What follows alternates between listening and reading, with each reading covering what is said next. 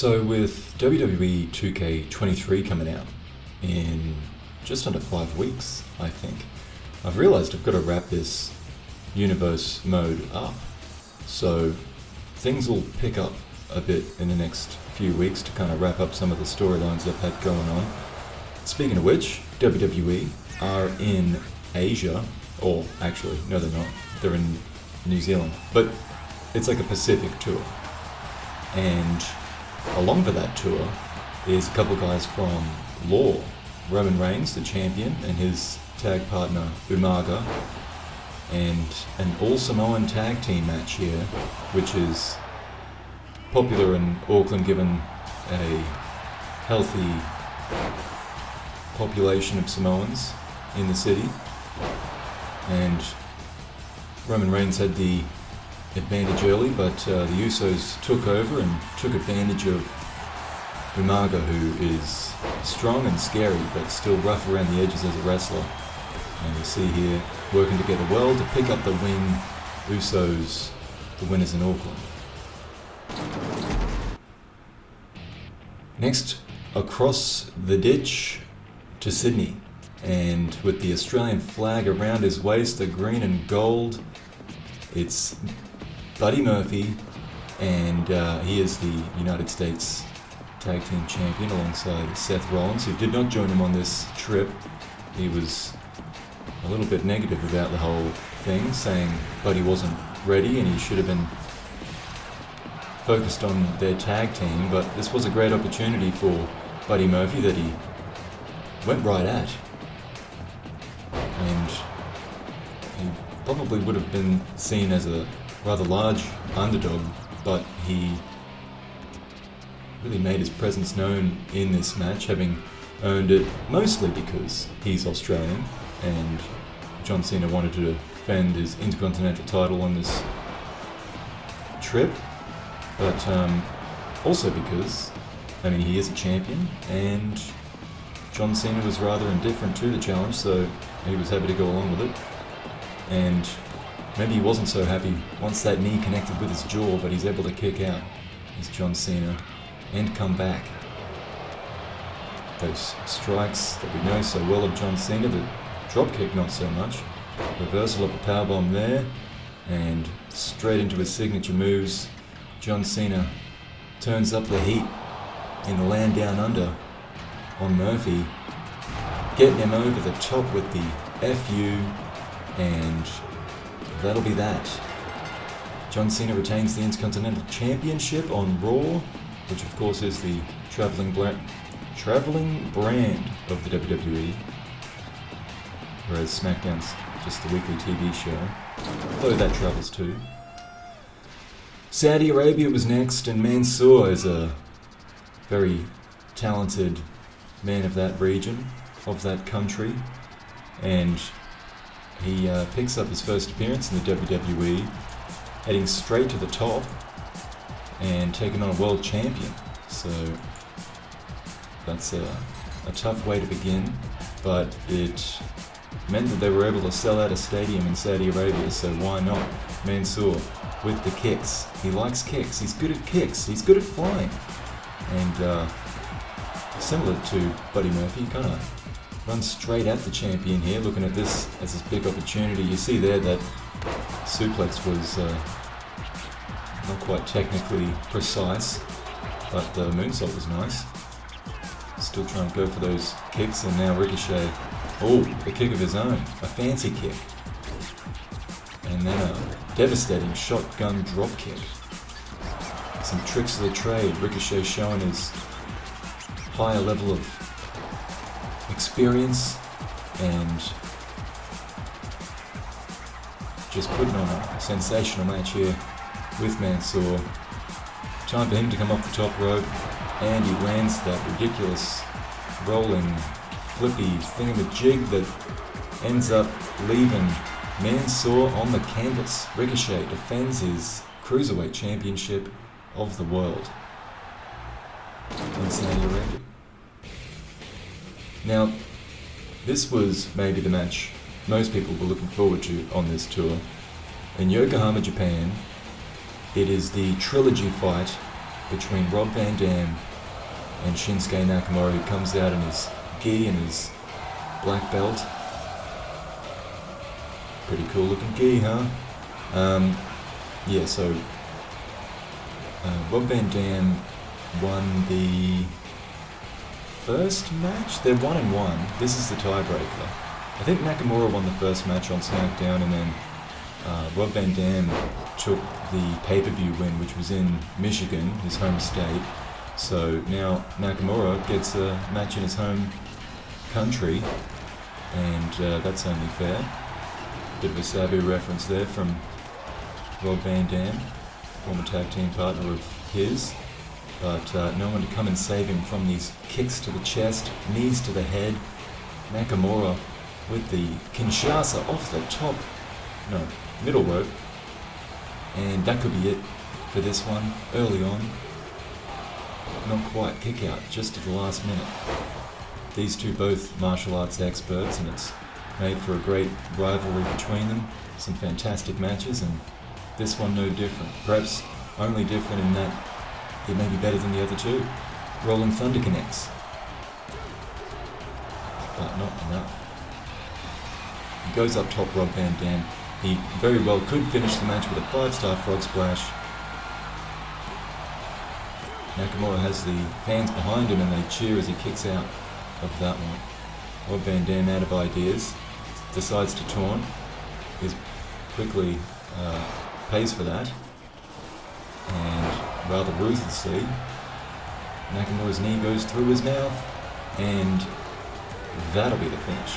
Shinsuke Nakamura picking up the win in Yokohama, much to the delight of the fans in attendance, but everyone's a winner here with a match that good.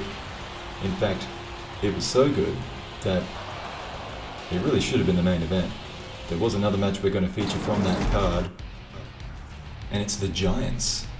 Yokozuna, the former PWJ heavyweight champion, taking on Braun Strowman, who's been on something of a resurgence since ending his win streak, entering a losing streak, and now it's these two behemoths that'll go at it in Yokohama like King Kong and Godzilla. It just didn't quite live up to the standard of Rob Van Dam and Nakamura, but I guess they look better on the poster. So these two in the main event. It was a very unique match. It's not often you find two men that not only are this large, but you saw that kick from Yokozuna, can move like that at this weight. And that can't be comfortable, but if there's anyone that can press Yokozuna off their chest, it's Braun Strowman. And he manages to do it again there. Samoan drop from the naturalized Japanese Samoan man. And then this is when it gets crazy.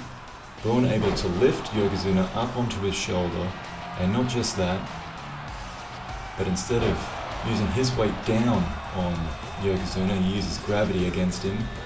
Yokozuna's greatest enemy being gravity. And Braun Strowman picks up the win.